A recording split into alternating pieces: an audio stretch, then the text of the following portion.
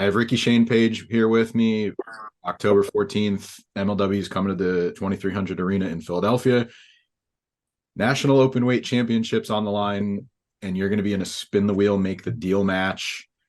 There's 13 options, match stipulations on that wheel. Is there one you want to have? Oh God, the star of death. Okay.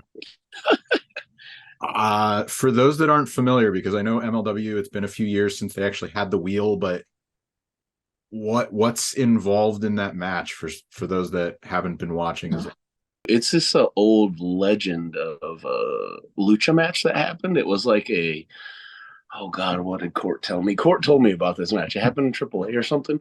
It was like a 12-man tag, like 6-on-6, and there was like a 9-sided cage or something. Like there was like a Hell in a Cell cage on the outside that like shaped a star, and like all these crazy people were in it, but apparently it was never filmed.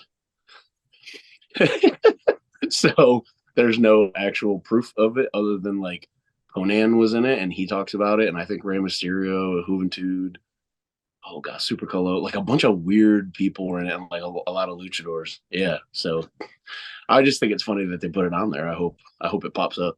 all right? Well, hopefully this time it happens and they film it. MLW, they're going to be there for TV taping, so that I think that would make some good TV. For sure. You're going to be facing off with one called Manders. I really like the names coming into MLW. That includes yourself, Manders. There's been a lot of newer names coming in recently, and the calling overall has been a big part of MLW TV. What's it been like getting a spot like that? Because you go back in history, you have the Hart Dynasty, you have the Dynasty, Bomaye Fight Club. There's been a lot of groups. It feels like MLW has been very stable, focused. What's it like having the calling and you being in that position to be a focal point of MLW TV? I mean, it's crazy. I used to watch MLW on the Sunshine Network when I was younger, and so to be wrestling there is cool in itself, but to be in like a predominant role, excuse me, to be in a predominant role that they're focusing on, especially to be put in there with Raven, who's like one of my all-time favorite wrestlers, and just for me personally, like as a fan, it's like if you go look at the like Raven's Flock, like Raven's Nest Wikipedia, like my name's on it now. Mm-hmm. For me, that's like a huge deal. Like I think that's so cool, and I really like all the names that MLW is bringing in too. They're bringing in a lot of good talent, and they're really building up the roster and doing a lot of fun stuff and a lot of cool, intriguing storylines. And it's just cool to be a part of it and to watch it happen and watch all the new people come in and have fun and the crowd to like it. Like I don't know, I'm just having a good time.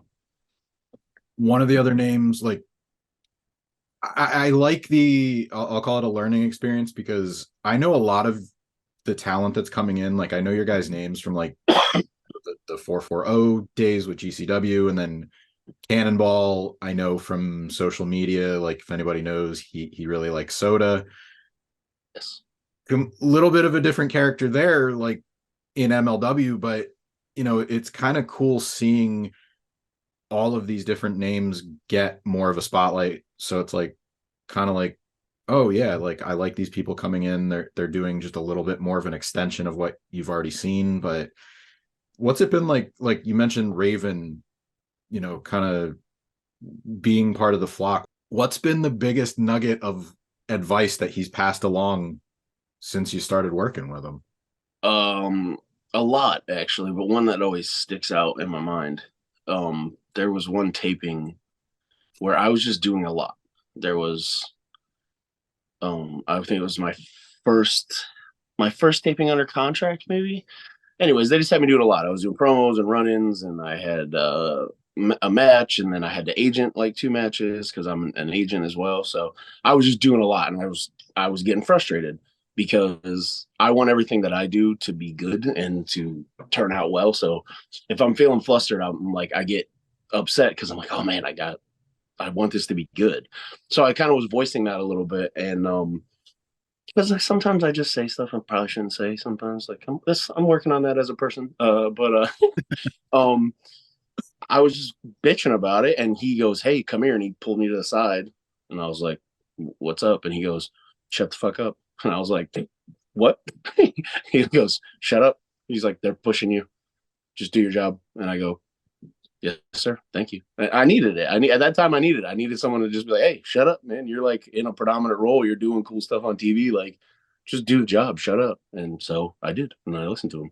And that doesn't happen to me very often because I'm always like the veteran, a lot of times, especially on the indies. So I loved it, and I needed it, and that's the kind of relationship that he has brought to myself and Akira and stuff like that. To like, he's just there to help. He's a really good dude, and Raven's the man. And no bad words to say about Raven. It's kind of cool, like honestly cool to hear that, because he's, especially nowadays, like he's so laid back and like very go with the flow. So like having him actually call you out like that, it you know, it's an interesting dynamic because you hear different stories about him over the years, like what Yeah. worker he is, and you know, now to sort of see him put you in your place, I guess, in a good, No, in a great way. it was great. And he's so full of knowledge. He's so smart. He's like so smart. And like, he would like, just, he'd be like, "Oh, you guys can tell me your match if you want, and I can help you," and blah, blah, blah. Like, he has done nothing but help me and Akira. And for no other reason than we were put together, because he doesn't know me, he doesn't know, I met him, 15 years ago, uh, but yeah, he's just the man, and it's very cool to see him do that. And he's such a wealth of knowledge that, like, how could you not listen? I mentioned the calling has been a big part of MLW TV, but the first few weeks there was a little bit of confusion. Like there was, you know, it was an unknown or unnamed stable. Then there was like AO, the initials. What, like, can you explain what was up with the name? Like why there was sort of that confusion and how you settled on the calling as the name? I think that we just hadn't had a name yet, and we were trying things out, because I think on TV they might have said something. Oh, I what did they used call it? another name and it's Yeah, my I mind think. right now, but I remember thinking like, I think it was a production thing where they said it one week and then they said the calling, and then I was like, Yeah, what's going on here?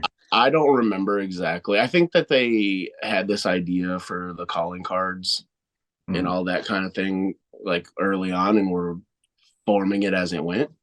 And which happens in wrestling sometimes. I can't remember who. I want to say it was Court that came up with the calling. I think he just texted me one time and said something about the calling, and I was like, "Oh, that's awesome! Like, that should be the name." And so that's just kind of where it went. I'm not exactly sure who came up with it, but I think once they started getting in the personalities that they wanted, it started to kind of take form of something else. And then even that the first set of tapings, we did some promos, some pre-tapes and stuff. And I think, well, maybe me or, oh, I can't remember. One of us said something about finding our calling or something in a promo, I think, and that might have been as well too. I don't know, but I like it. I like that they're letting the people who are in it kind of help form it, so it's a little bit more relatable. Like even the Cannonball come in, like that was me. Like, I love Cannonball. I think he's an untapped talent on the indies. I think that not very many people can connect with the crowd the way Cannonball can, and I wanted him as a part of it. And Court was, asking me for input and stuff on who I want to be in the calling, because it was, Hmm. such a big part of what I'm doing, and so I had Cannonball come in. So it's a very good working relationship with MLW. They're very open to listening to the wrestlers and kind of seeing what they think and things like that. So it's been great. And I don't know that as soon as someone said the calling, I was like, oh, like that's it. Like, it makes sense. Yeah, it definitely clicks. I usually close with a watch list feature, try to get match picks from talent I speak with. Is Okay. there a match that you would pick, whether it's somebody new to your work or one that you're just really proud of, that you would, Oh, of mine. Oh, okay. yours, that you would sit somebody down and be like, I'm really proud of this one. Here's what to expect when you see me on TV. Like anything pop in your mind? Um, I have such a hard time with this. because it just I feel like a lot of my matches are culminations of stories. Mhm. And I think that sometimes when you watch those matches out of context, they don't really work. Um, I'm trying to think of something that I've done even recently that really, if you want something that is very like RSP, like right now, is any match where I'm in there with the SGC, Right. with the second gear crew. Like honestly, like it, there's just something that clicks with us, and we just fight, and it always is a good match. If you want to go back in time, there's a match I had with Vincent Nothing at AIW in like 2012, 13 maybe. Probably one of my favorite matches I've ever had. It was the culmination of like a big storyline of me and my former tag partner finally wrestling, which we have since started tagging again. But there was just a lot of special moments from my earlier career that went into that, and stories that were told. And like, if you went back, if you can find the footage, if you went back and watch old matches of myself and Vincent, there was all sorts of callbacks and stuff in that match. So I just like to do stuff like that, where I like to put Easter eggs and stuff in case if one person catches it, that's enough for me. Like if one person goes, "Oh, they did that, 5 years ago," and blah blah blah, I'll be like, "Yep, we did. Thank you." So yeah, I don't know. Just watch wrestling. I don't know. Have someone else decide what match to watch of mine. I don't know. That's No, I I, like I like the Easter egg thing because I sometimes look for stuff like that, and sometimes I'll even write like that. So I totally get it. I used to put them in 440 promos all the time. Yeah. I usually say I'm sorry that I write for an audience of one because sometimes I will do that. I'm like, it pops me. Like, who cares? Dude, there's like I'm gonna butcher the quote, but there's some sort of Rick Rubin quote where he's like, make art for you, not for the audience. If you like it, then the audience will like it. And that's so true when it comes to wrestling. Like all these people try to like guess what fans want. It's like you don't know. You're not in their head. Just do you. Like do what you want to do. Do what makes you happy. And and let's me put this. Have it be good. Just because if you suck and you're happy, cool, that's great. But be good. And then the crowd will like it. So I think wrestlers have a little bit more power than they think, and they need to realize that. All right. October 14th, MLW Slaughterhouse, spin the wheel, make the deal. Check it out, whether you can go live in Philly or watch MLW every week on it's Thursday nights. Thanks very much for your time, man. This was fun. You can watch Slaughterhouse on Fight too, guys. Don't forget. There you go. All right. Have a good afternoon. Thank you. Thank you.